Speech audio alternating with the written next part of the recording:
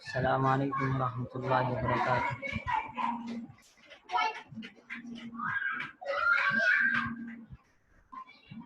وعلیکم السلام۔ من الشیطان الرجیم،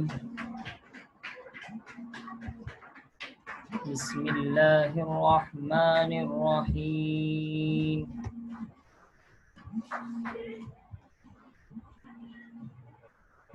تبت یدا ابی لہب وتب،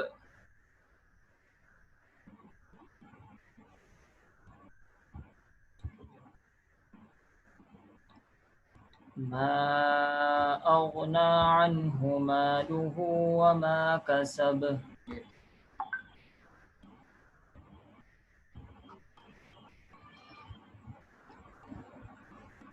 سيصلى نارا ذات لهب وامرأته حمالة الحطب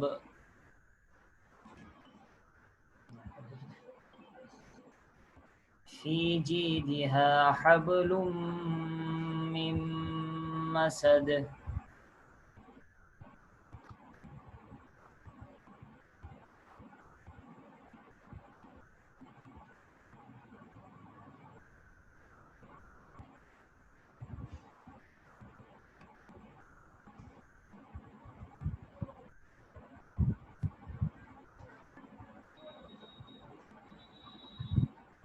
تجویز سے متعلق یہ بات بیان کرنی ہے۔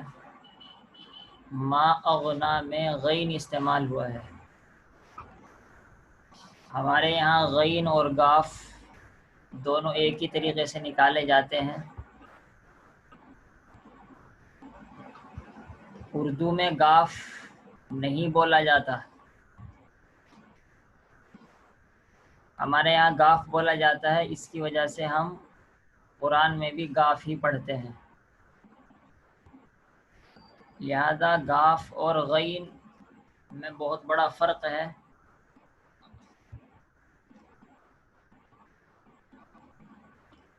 غین تو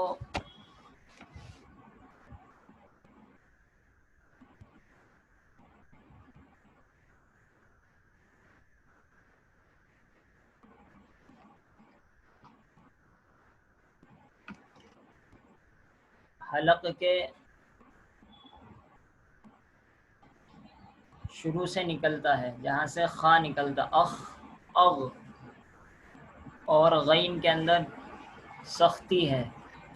گاف بیچ سے نکلتا ہے، زمین وہ کیا کہتے ہیں، زبان کے بیچ سے نکلتا اگ، لہذا غین کو گاف سے الگ کر کے پڑھنا چاہیے۔ اغ،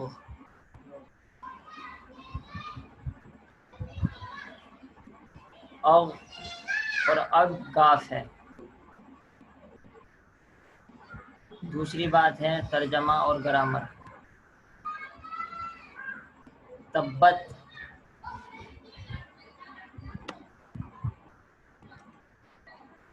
یہ اس کے شروع میں یا تا الف نون نہیں ہے، لہذا یہ پاس ماضی ہے، اور آخر میں تا ہے، اور تا ساکن ہے، یعنی اس پر زبر زیر پیش نہیں ہے، لہذا یہ تھرڈ پرسن فیمیل سنگولر ہے، یعنی واحد مؤنث غائب، اور اس کا سبجیکٹ اور اس کا فاعل آگے آ رہا ہے ید۔ ید کے معنی ہاتھ، اور یدانی کے معنی ہیں دو ہاتھ، اور ابو لہب یہ وہی ہے جو آپ صلی اللہ علیہ وسلم کا چچا ہے اور کافر ہے، کافروں میں بھی سب سے بدتر کافر ہے، ابو لہب اس کا نام ہے۔ یہ نون ختم ہو گیا یادا کو ابو لہب کے جوڑ دینے کی وجہ سے۔ یہ عربی کا قاعدہ ہے کہ جب دو معنی کے لیے نون آتا ہے تو جوڑ دینے کے وقت ختم ہو جاتا ہے، تو اصل ہے یدانی دو ہاتھ، لیکن جب ید کو ابو لہب سے جوڑا کہ ابو لہب کے دو ہاتھ، جوڑنے کی وجہ سے نون ختم ہو گیا۔ اور تبت کے معنی ہے ہلاک ہونا، ہلاک ہونا، برباد ہونا، کچھ بھی ترجمہ کر سکتے ہیں۔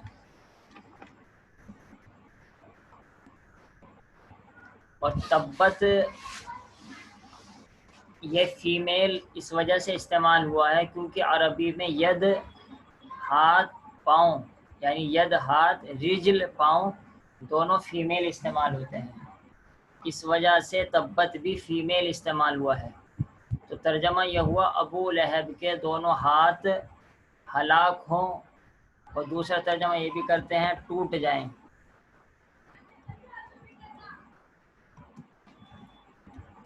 ٹوٹ جائے، ہلاک ہو ابو لہب کے دو ہاتھ، اور وہ پورا کا پورا ہلاک ہو جائے۔ وتب دوبارہ اس وجہ سے لایا گیا ہے کہ یہاں پر ہاتھوں کے ٹوٹنے کا تذکرہ ہے، اور وتب میں پوری جان کے ٹوٹنے کا تذکرہ ہے۔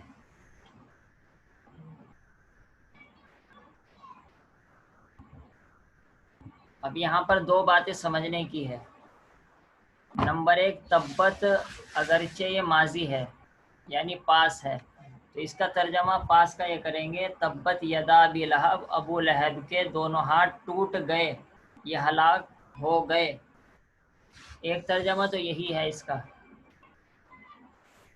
اور ایک ترجمہ ہے اس کا ٹوٹ جائے، ہلاک ہو۔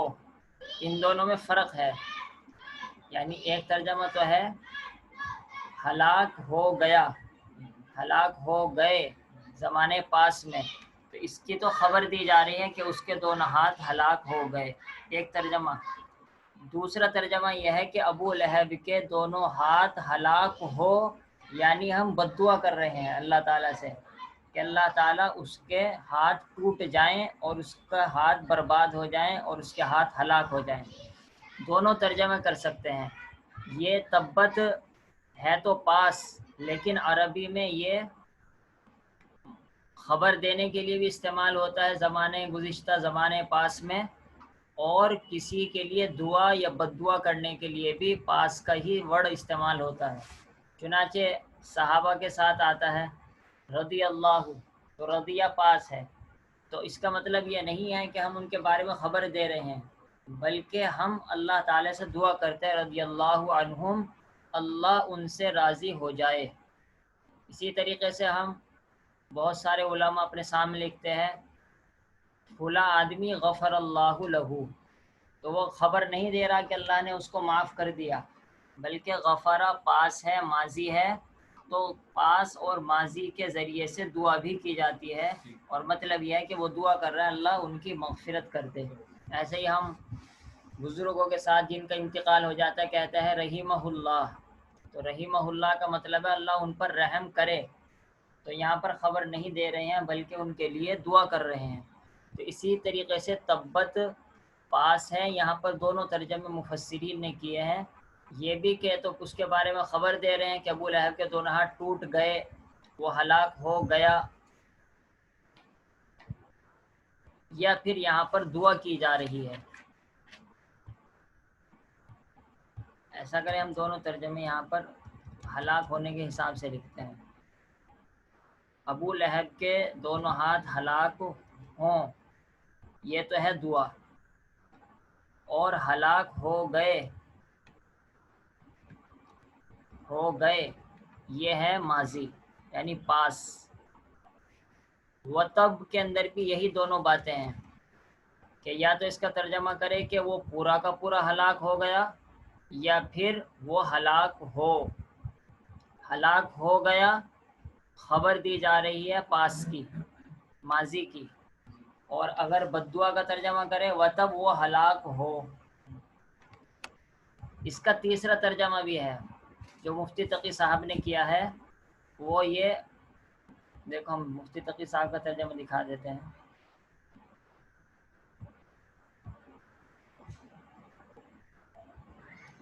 ہاتھ ابو لہب کے برباد ہوں اور وہ خود برباد ہو چکا ہے۔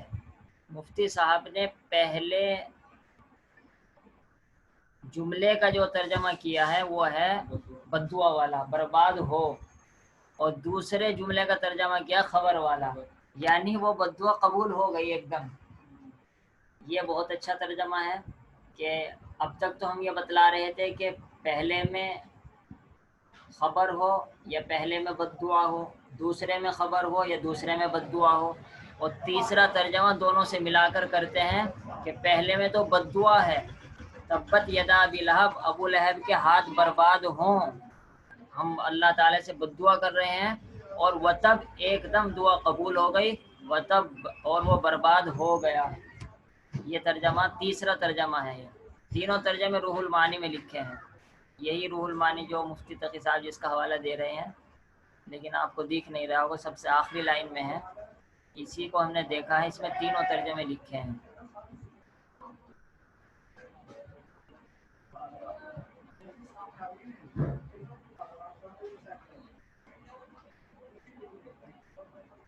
تو تینوں ترجمے ہم کرتے ہیں دوبارہ۔ تبت یدا ابی لہب، وہ ابو لہب کے دونوں ہاتھ ہلاک ہوں، وتب اور وہ ہلاک ہو۔ دوسرا ترجمہ تبت یدا ابی لہب، ابو لہب کے دونوں ہاتھ ہلاک ہو گئے، وتبا اور وہ ہلاک ہو گیا، خبر دی جا رہی۔ تیسرا ترجمہ تبت یدا ابی لہب، ابو لہب کے دونوں ہاتھ ہلاک ہوں، یعنی یہاں بددعا ہے، وتب اور وہ ہلاک ہو گیا، یعنی بددعا پوری ہو گئی، اب ہم خبر دے رہے ہیں۔ ماں یہ نہیں کے معنی میں ہے۔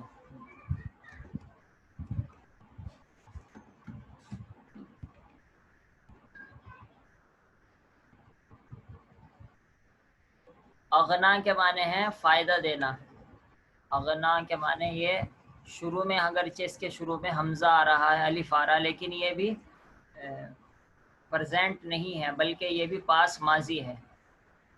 ما اغنا فائدہ نہیں دیا، انہو اس کو، یہ انہو، ان کا ترجمہ اگرچہ سے ہوتا ہے لیکن میں ترجمہ کر رہا ہوں یہاں پر کو، اس کے جواب وہی ہے کہ کیونکہ عرب والے تو اغنا کے ساتھ ان استعمال کرتے ہیں، لہذا وہ قرآن میں تو ان ہی آئے گا، لیکن اردو میں فائدہ نہ دینے کے ساتھ سے استعمال نہیں کرتے بلکہ کو استعمال کرتے ہیں، لہذا ہم ترجمہ کریں گے کو سے۔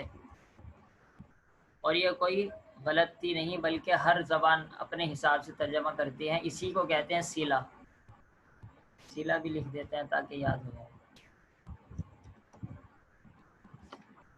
ما اغنا فائدہ نہیں دیا، انہو اس کو، مالہو یہ مال تو وہی مال ہے، اور ہو پرناؤن ہے، اس کے مال نے یا اس کی دولت نے، دولت ترجمہ کر لو تو اچھا ہے، مفتی تقی صاحب نے اس کا ترجمہ دولت ہی کیا ہے۔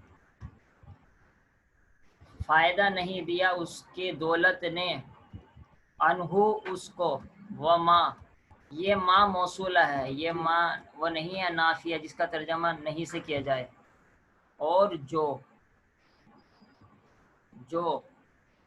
کسب، کسب کے معنی کمانا، اور کسبہ یہ پاس ہے ماضی ہے، یعنی جو اس نے کمایا۔ فائدہ نہیں دیا انہو اس کو، مالہو اس کی دولت نے، وما اور اس نے، کسب جو اس نے کمایا، یعنی ماں نے، یہ ماں سے پہلے جو واو ہے اس نے کنیکشن کر دیا مالہو سے، یعنی جس طریقے سے مال نے کوئی فائدہ نہیں دیا اسی طریقے سے جو اس نے کمایا اس نے بھی فائدہ نہیں دیا، اس کی دولت نے اس کو فائدہ نہیں دیا، وما اور اس چیز نے جو اس نے کمایا۔ نہیں اگرچہ آنا چاہیے لیکن وہی جو آیت بابا پر پوری ہو رہی ہے اس وجہ سے ختم کر دیا۔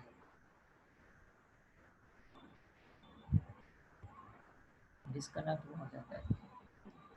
وما کسب جو اس نے کمایا، نہیں ادھر جو ہے پہلے شروع میں 6-7 آ رہے تھے نا سب چلے گئے۔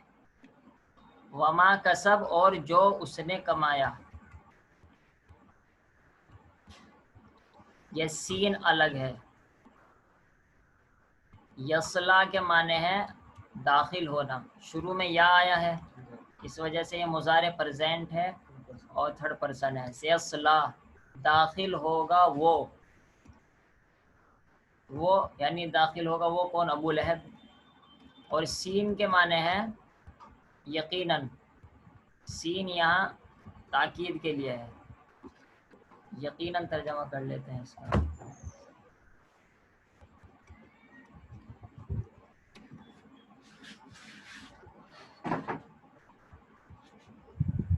یقیناً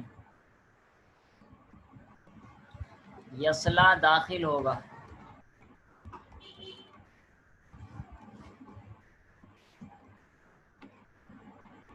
دیکھو داخل ہوگا کیا ترجمہ ہو رہا ہے؟ ہوگا. تو اس کا مطلب ہے یہ فیوچر ہے. یہ تیسرا ترجمہ جو میں کہتا تھا کہ مضارع کے 3 ترجمے ہوتے ہیں، یہاں پر آج یہ تیسرا ترجمہ آیا ہے کہ یصلا کے معنی ہے فیوچر کا ترجمہ کہ وہ داخل ہوگا. یعنی کہ داخل ہو رہا ہے، یہ داخل ہوتا ہے. اس کی عادت بھی نہیں ہے، ظاہر سی بات ہے جہنم میں جانے کی کہ بار بار جائے بار بار آئے. اور ایسا بھی نہیں کہ فی الحال داخل ہو رہا ہے، بلکہ جہنم میں تو وہ فیوچر اور مستقبل ہی میں داخل ہوگا.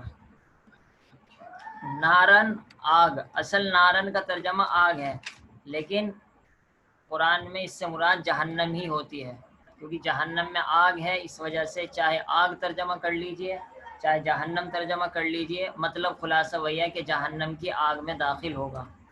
ذات کے معنی والا، بلکہ والی، کیونکہ ہمارے یہاں آگ مؤنث استعمال ہوتی ہے اس وجہ سے ہم والی ترجمہ کریں گے. لہب کے معنی انگارہ.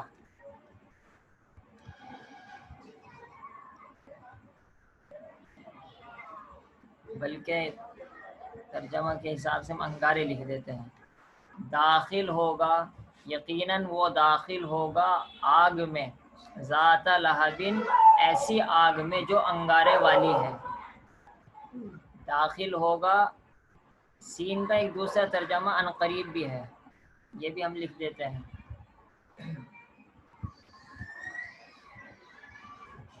عنقریب مفتی تقی صاحب نے کیا ترجمہ کیا؟ عنقریب ہی کیا؟ وہ بھٹکتے شعلوں والی آگ میں داخل ہوگا. مفتی صاحب نے کوئی ترجمہ ہی نہیں کیا اس کا، وہ اسی میں محاوری ترجمہ کرتے ہوئے آ گیا اس میں بات. لیکن دیکھو حضرت تھانوی نے کیا ترجمہ کیا.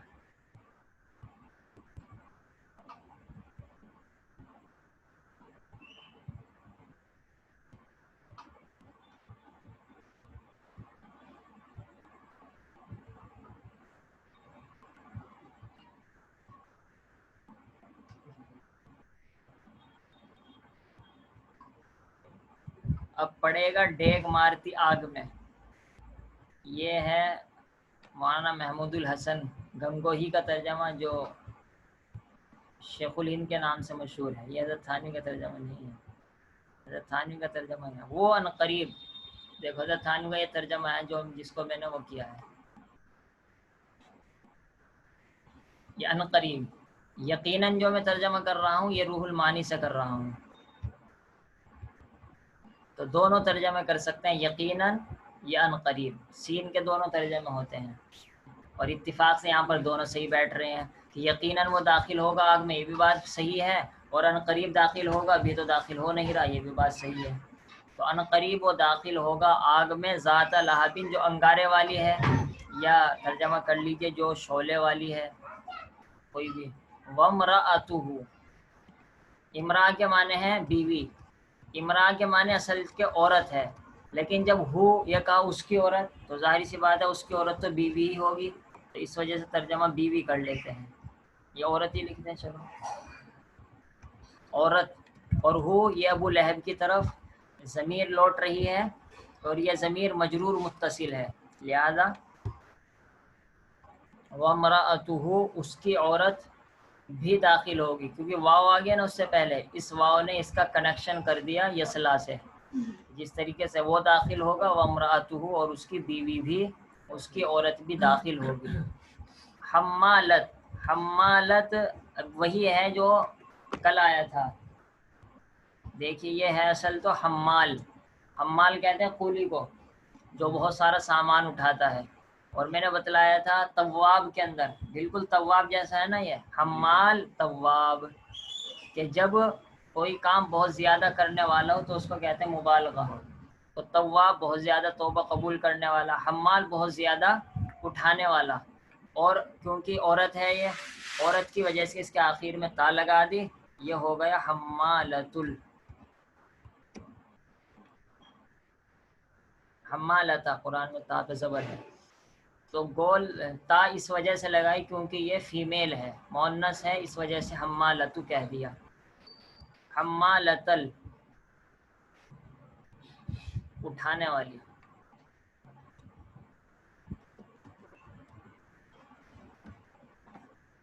اٹھانے والی حطب کے معنی لکڑیاں، لکڑی کہہ دو یا لکڑیاں کچھ بھی کہہ سکتے ہیں.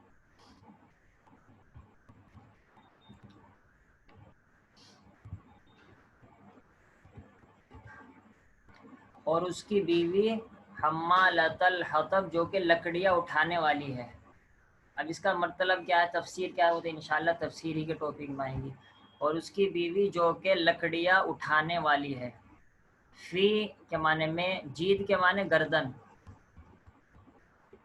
گردن کہہ لیجئے یا پھر جہاں عورتیں ہار پہنتی ہیں بس وہ حصہ سمجھیے آپ. اب چاہے اس کو چاہے جو کہہ لیجئے.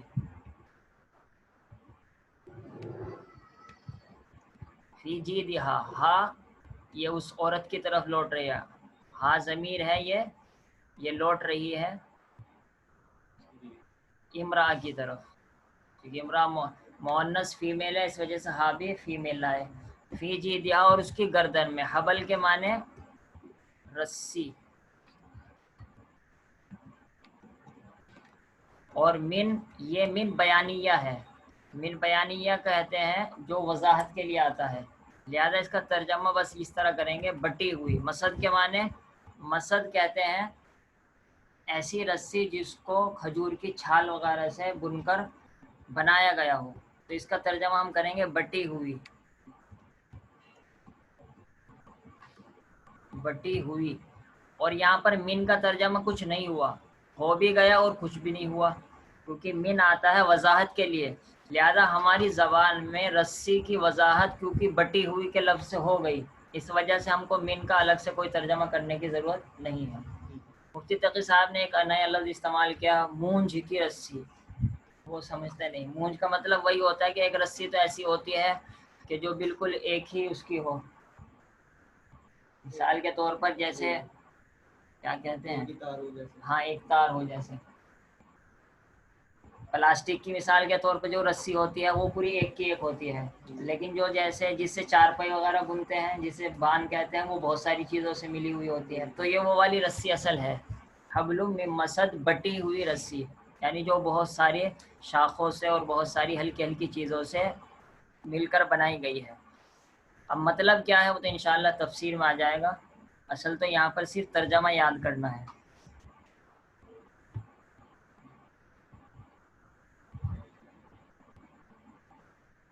ہم ترجمہ اب شروع سے لوٹاتے ہیں. تبت یدا ابی لہب بھی مطلب میں مفتی تقی صاحب کا ترجمہ کر لیتے ہیں، یہاں لکھ دیتے ہیں بس.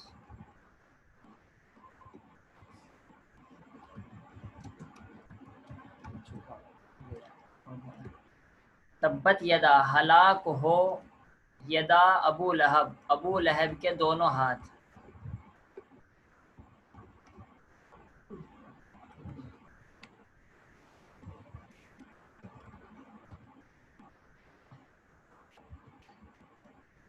ابو لہب کے دونوں ہاتھ ہلاک ہوں، اور وہ ہلاک ہو گیا. ماں نہیں اغنا فائدہ دیا، عنہ اس کو، مالہ اس کی دولت نے، وما کسب اور اس نے جو اس نے کمایا. پوری وضاحت کرنے کے لیے ترجمہ کر دیتے ہیں، وما ما موصولہ ہے، اور ماں اور اس نے جو اس نے کمایا. سا کے معنی ان قریب، حضرت تھانوی والا ترجمہ کر لیجئے. ان قریب، یسلا وہ داخل ہوگا، نارن آگ میں، ذات لہب جو انگارے والی ہے. وَامْرَأَتُهُ اور اس کی بیوی، یعنی اس کی بیوی بھی داخل ہوگی، حمالۃ الحطب جو اٹھانے والی ہے لکڑیاں، فی جیدہا اور اس کی گردن میں حبل رسی ہے، من مسد بٹی ہوئی، یہ من بیانیہ ہے لیکن ہمارے اردو میں اس کا ترجمہ کیے بغیر ہی بات صاف ہو گئی، اس وجہ سے اس کا الگ سے کوئی ترجمہ نہیں کیا گیا۔ اب میں ہلکا سا اشارہ یہ ان کے لیے کر دیتا ہوں، اسکرین شاٹ بھی لے لیں آپ، اور جو اصل میں بہت سی مستورات ایسی ہیں جو فی الحال بھی سبق میں موجود ہیں اور وہ بعد میں بھی اس کو ویڈیو کو دیکھتی ہیں، وہ مدرسے میں بھی ہلکا پھلکا پڑھتی ہیں اور وہ ہمارے درس قرآن میں بھی آتی ہے، لہذا کچھ باتیں میں ان سے کے لیے صرف اشارہ کر دوں تاکہ وہ سمجھ جائیں۔ اگر کسی عام آدمی کے مستورات ہو یا مرد ہو سمجھ میں نہ آئے تو اس کی کوئی بات نہیں، اشارہ کر دیتا ہوں۔ تبت یدا ابی لہب، ابی لہب مضاف الیہ ہے اور ان 6 اسما میں سے ہے جن کی حالت جری یا کے ساتھ ہوتی ہے، اس وجہ سے اب کے ساتھ یا پڑھایا جائے گا۔ یدا تسنیہ ہے، تسنیہ کا نون اضافت کی وجہ سے گر گیا۔ ما اغنا عنہ، عن صلہ ہے، مالہ وما کسب، ما کسب معطوف ہے اور اس کا عطف ہو رہا ہے مال پر۔ سیصلا نارن، نارن موصوف ہے اور ذات لہب اس کی صفت ہے، اسی وجہ سے دونوں منصوب ہیں، نارن منصوب ہے مفعول بھی کی وجہ سے اور ذات لہب منصوب ہے صفت کی وجہ سے۔